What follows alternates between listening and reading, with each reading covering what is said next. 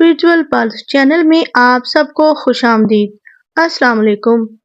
مسجد تو بنا دی شب بھر میں ایمان کی حرارت والوں نے، مسجد تو بنا دی شب بھر میں ایمان کی حرارت والوں نے، من اپنا پرانا پاپی ہے برسوں میں نمازی بن نہ سکا، من اپنا پرانا پاپی ہے برسوں میں نمازی بن نہ سکا۔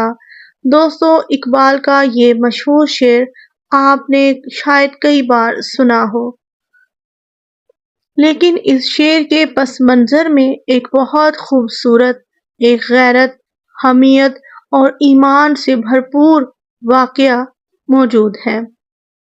آج ہم اسی خوبصورت اور ایمان افروز واقعے پر روشنی ڈالیں گے۔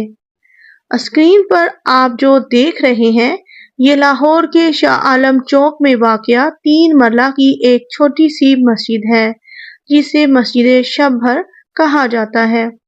دوستو، اس مسجد کو شب بھر اس لیے کہا جاتا ہے کیونکہ مسلمانوں نے اس مسجد کو ایک رات میں تعمیر کیا تھا۔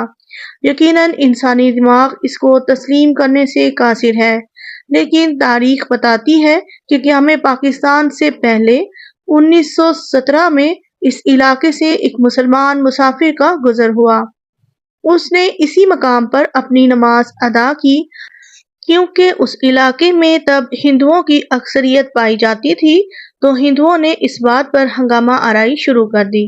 ان کا کہنا تھا، ہماری یہاں اکثریت ہے، لہٰذا یہ جگہ ہماری ہے اور ہم یہاں مندر تعمیر کریں گے۔ اور دوسری طرف مسلمان یہ کلیم کر رہے تھے کہ کیونکہ یہاں مسلمان نے نماز ادا کی ہے، لہٰذا یہاں پر مسجد بنائی جائے گی، اور بات اتنی طول پکڑ گئی کہ عدالت تک پہنچ گئی۔ مسلمانوں کی طرف سے اس کیس کی پیروی قائد اعظم محمد علی جناح رحمۃ اللہ علیہ فرما رہے تھے۔ دوستو، انگریز جج نے دونوں طرفین کے موقف سننے کے بعد یہ فیصلہ کیا کہ وہ خود جا کر جگہ کا معائنہ کرے گا، اور وزٹ کرنے کے بعد وہ موقع محل دیکھ کر جو ضروری ہوگا وہ فیصلہ کرے گا۔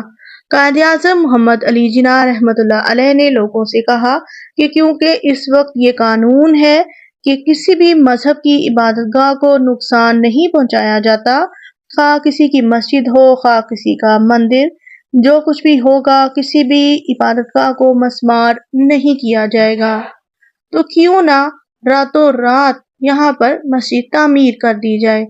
اگر مسلمان مل کر راتوں رات مسجد تعمیر کرنے میں کامیاب ہو گئے تو صبح فیصلہ مسلمانوں کے حق میں ہو جائے گا، ورنہ جج مجھے متعصب نظر آتا ہے، فیصلہ وہ ہندوؤں کے حق میں ہی سنائے گا۔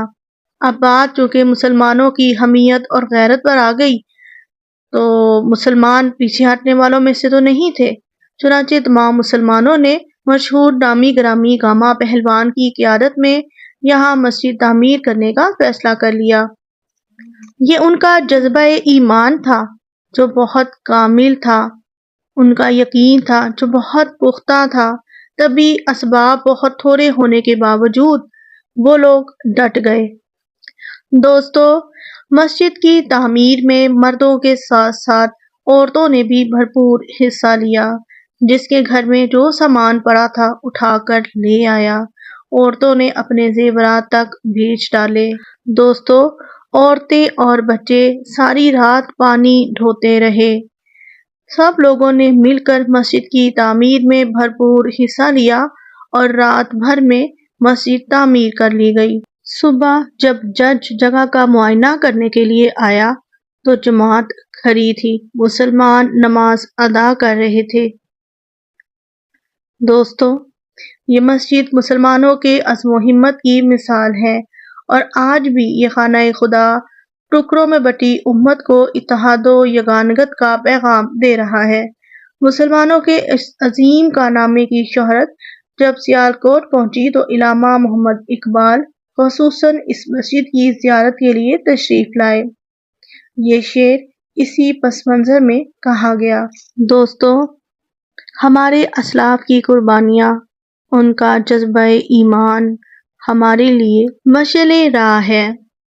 اللہ تبارک و تعالی ہمیں بھی ایسا ہی جذبہ ایمانی عطا فرمائے، ایسی ہی حمیت، ایسی ہی غیرت اور ایسی ہی محبت نصیب فرمائے، آمین۔ دعاؤں میں یاد رکھیے گا۔ ویڈیو دیکھنے کے لیے آپ کا شکریہ۔ اللہ حافظ۔